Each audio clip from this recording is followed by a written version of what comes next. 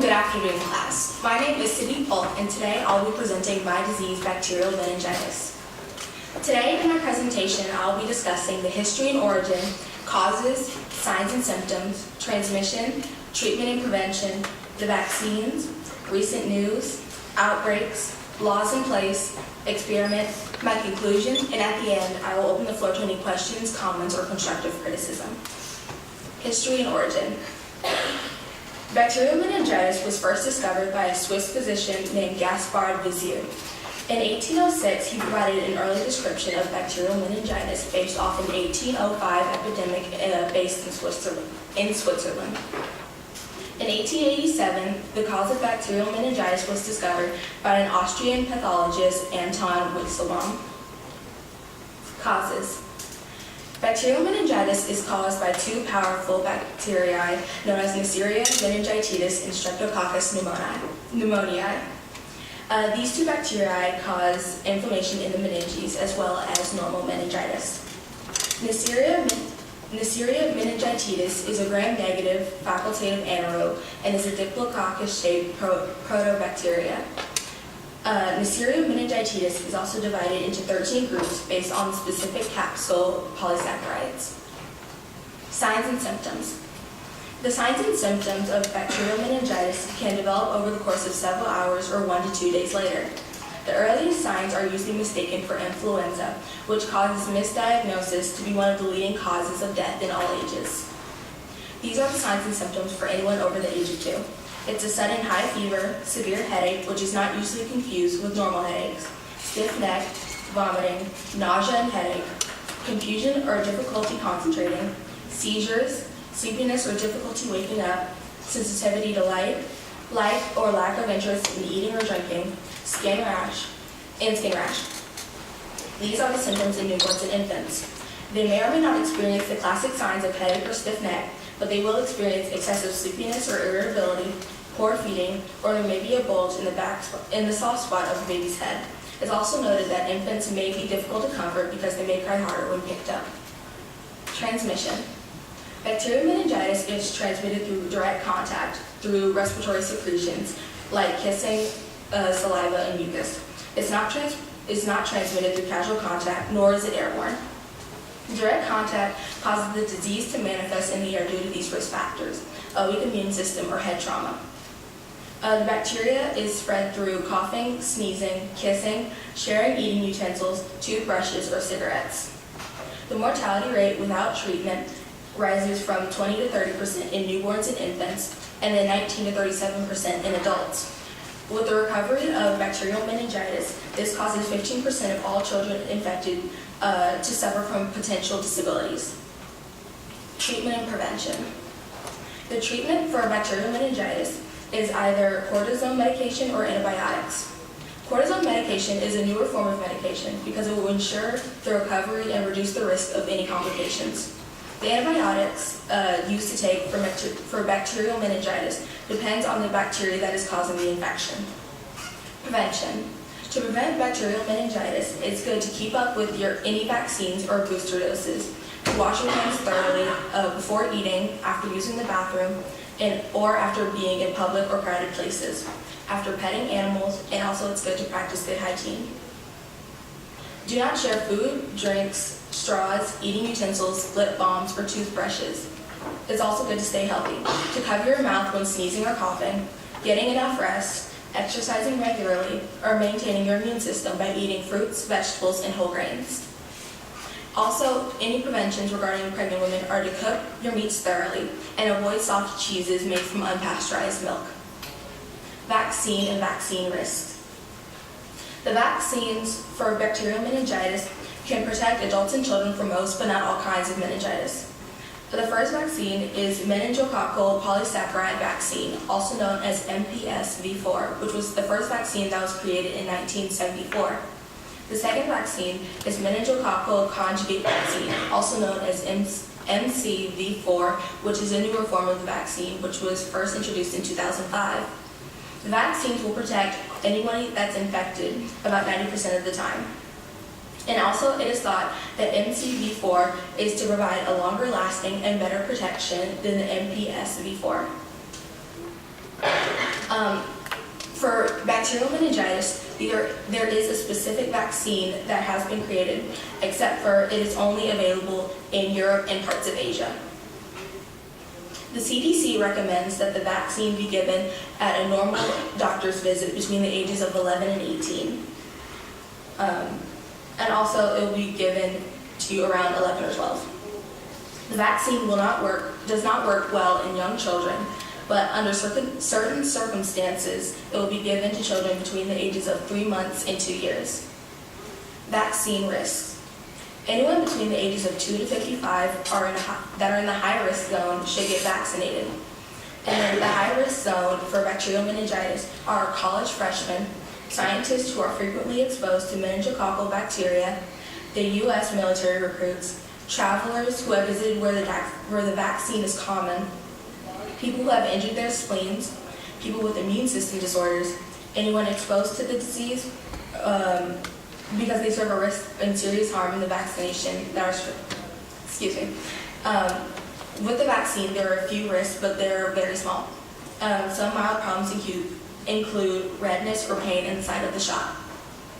Recent news. In the past year, New York, Michigan, and Pennsylvania have experienced an outbreak. The outbreaks were experienced at 2 college universities, the University of California, Santa Barbara, and Princeton University.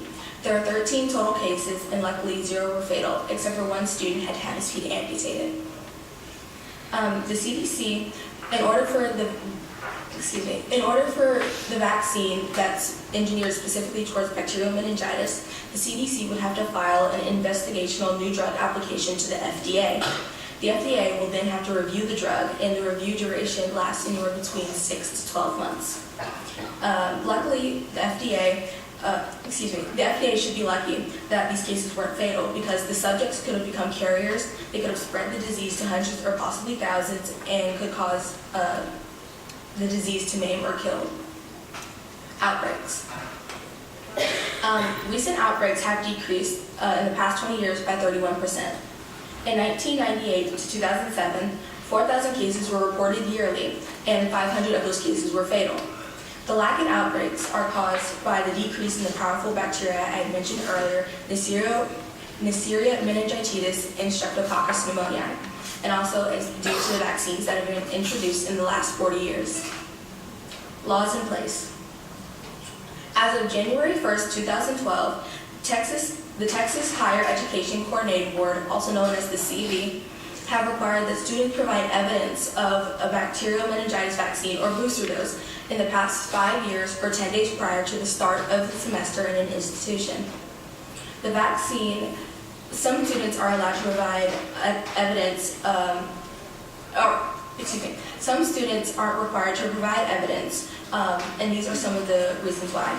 If the student turns 22 years of age by the first day of the semester, they are enrolled in online or other distant courses, and they are enrolled in a dual credit course taught at a K-12 public or private institute. They are continuing an educational course that requires less than 360 hours of contact. They are involved in corporate training, or they are incarcerated in a Texas prison. Also, another form of showing evidence is through a certificate. If the student wants to provide certificate denial, then they have to get a certificate signed by a licensed physician stating that the vaccination could be injurious to the health or the well-being of the student.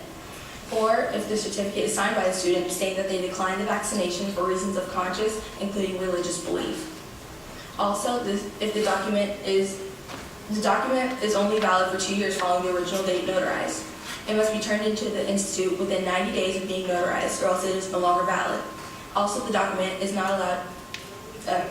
If a student chooses to transfer institutes, the Texas Health and Safety Code is not required to keep the document confidential.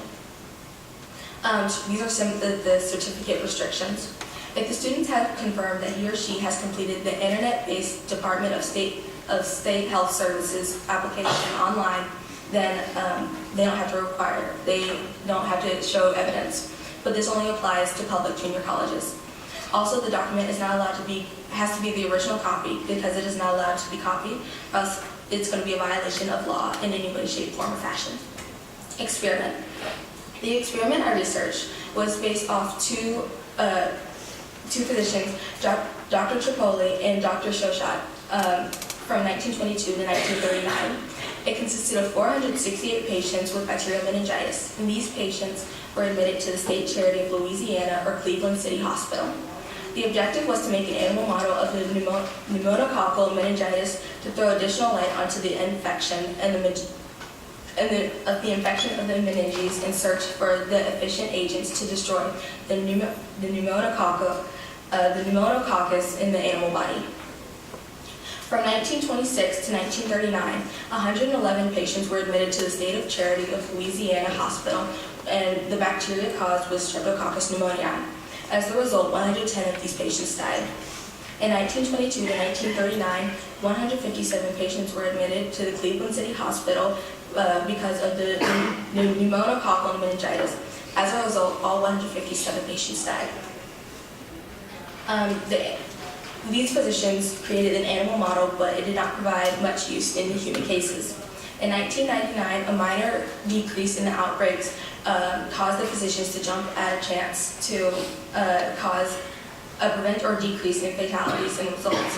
And by doing this, they were making another animal model for the anti-inflammatory treatments. As a result, the multiplying of pathogens triggers the inflammation, which can lead to the classical signs of bacterial meningitis. For this experiment, they had to use infant rats, mice, and rabbits, and monkeys because adult forms don't work as well. Conclusion.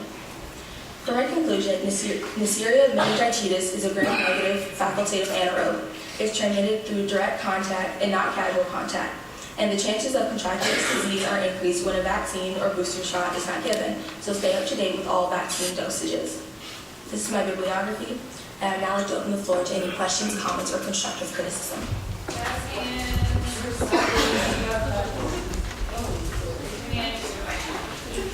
Kayla. How does the state gram-positive? Excuse me? Is it a gram-positive or?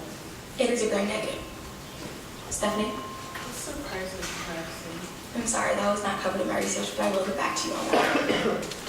Yes, Jada. What's the bacterial shape for bacterial meningitis? Excuse me? Like, what's the type of shape for bacterial meningitis? It is a diplococcus, meaning that it is a round shape. Yes, Rohan? What are the types of bacteria that cause it? Neisseria meningitis and Streptococcus pneumoniae. Yes, ma'am. What's the incubation period? The incubation period is several hours or 1 to 2 days.